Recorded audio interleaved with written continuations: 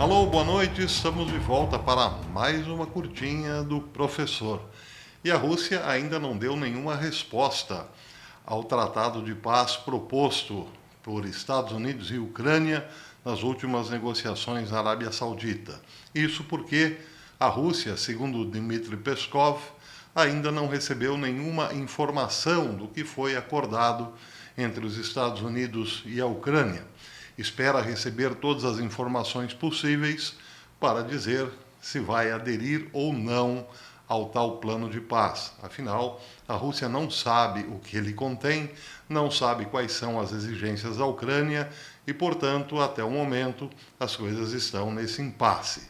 Donald Trump disse hoje ao primeiro-ministro irlandês que uma delegação americana está rumando a Moscou para informar a Rússia, tintim por tintim, o que é o tal acordo. Então podemos esperar, provavelmente amanhã, uma resposta de Vladimir Putin, depois de se encontrar com a delegação americana. Por falar em Vladimir Putin, vejam só, hoje ele se pôs nos sapatos dos militares, se vestiu de militar a rigor e foi para a região de Kursk, que tinha sido anteriormente tomada por tropas ucranianas. E lá ele falou bem pesado. Bem, matéria aqui do RT News diz que o presidente russo Putin realizou uma reunião com comandantes militares hoje, quarta-feira, em um dos postos de controle das forças de Kursk. Ele disse: "Nossa tarefa é derrotar o inimigo entrincheirado na província de Kursk o mais rápido possível, no menor tempo possível." Ele disse também que todas as pessoas na região de Kursk que cometeram crimes contra a população civil nessa região, que se opõem às nossas forças armadas, agências de segurança pública e serviços especiais, são terroristas, enfatizou ele. Ele também lembrou que mercenários estrangeiros não são protegidos pela Convenção de Genebra de 1949, que rege o tratamento de prisioneiros de guerra.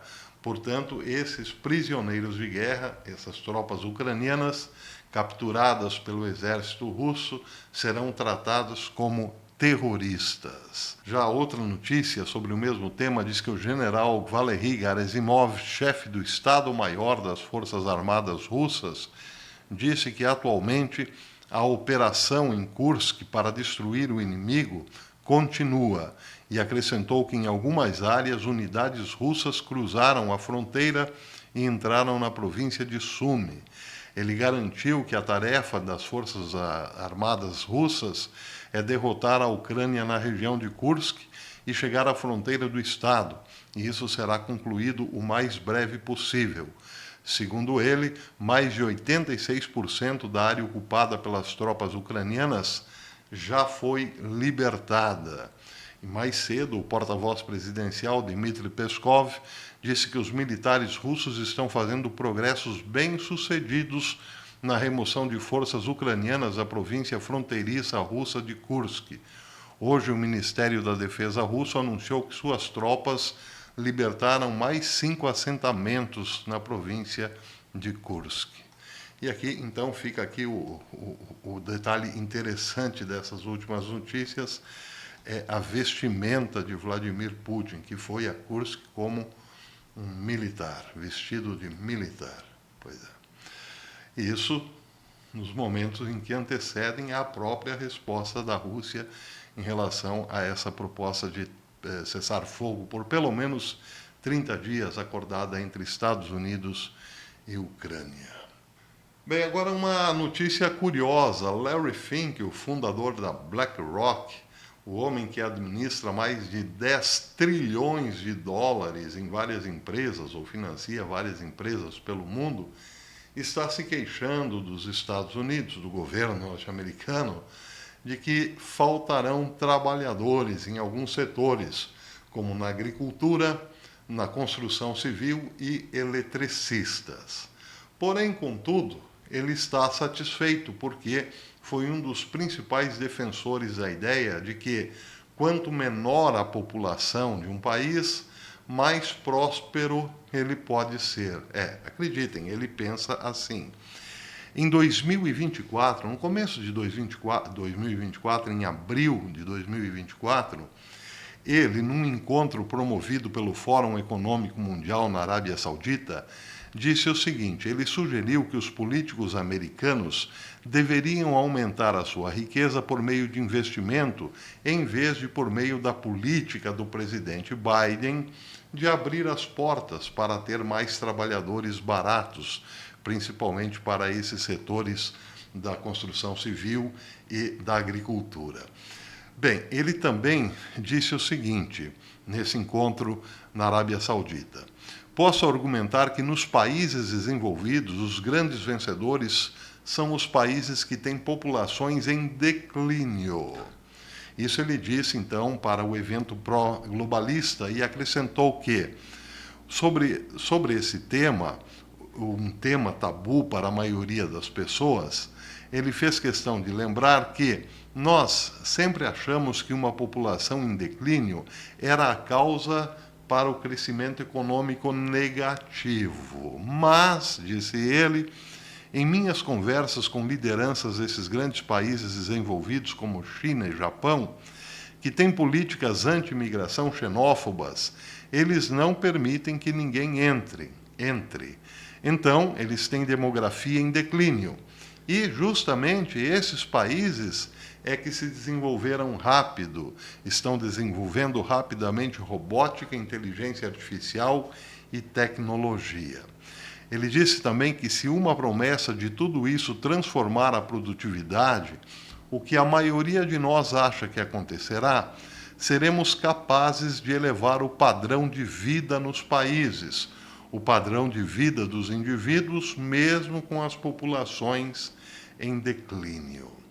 Bem, apesar de estar agora reclamando de que faltará mão de obra para esses setores, como da construção civil e da agricultura, ele acredita que os americanos, digamos, não tão qualificados, é que ocuparão esses cargos daqui para frente, porque Donald Trump reduzirá, sim, drasticamente o número de estrangeiros no país.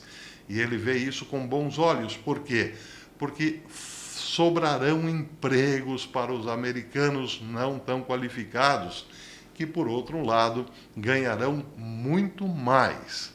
E também surgirá uma nova oferta de empregos na medida em que empresas estrangeiras colocarem suas sedes nos Estados Unidos por medo das tarifas. Isso também aumentará e muito a oferta de emprego nos Estados Unidos.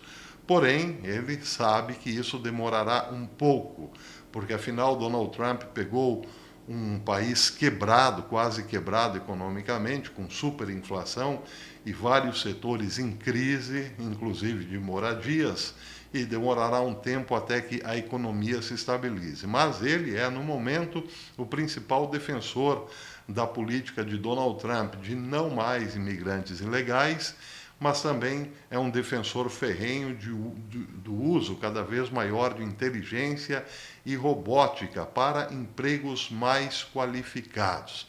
Ele diz que isso fará com que a inflação abaixe bastante e que os trabalhadores americanos não tão qualificados passem a ganhar muito mais, o que será, daqui a um certo tempo, essa é uma medida de médio a longo prazo, de pelo menos 2 anos, muito bom para os Estados Unidos. Bem, é claro que todas essas informações, ou melhor, todos esses projetos têm um custo social, sim, muito grande. Primeiro, porque os Estados Unidos tirarão do mercado de trabalho 40% da mão de obra da agricultura, que é estrangeira. E isso não será feito sem muitos traumas, será muito difícil. Mas também colocará trabalhadores hoje qualificados em competição direta com inteligência artificial. E é aí que a equação não bate. Então, esse é um problema que muitos analistas estão vendo futuramente como um grande desgaste para o governo Trump. Se a classe média for empurrada para uma classe menos privilegiada, trabalhadores qualificados que não poderão competir com inteligência artificial e robótica acabarão parando no serviço braçal. E isso não será encarado como uma coisa boa. É só um detalhe curioso para a reflexão de hoje. Vocês ouviram bem, o fundador da BlackRock, Larry Fink, tem 10 trilhões de dólares em investimento em várias empresas pelo mundo. Bem, por enquanto é isso. Vou ficando por aqui, mas espero vocês amanhã. Amanhã eu volto, se Deus quiser. Até lá.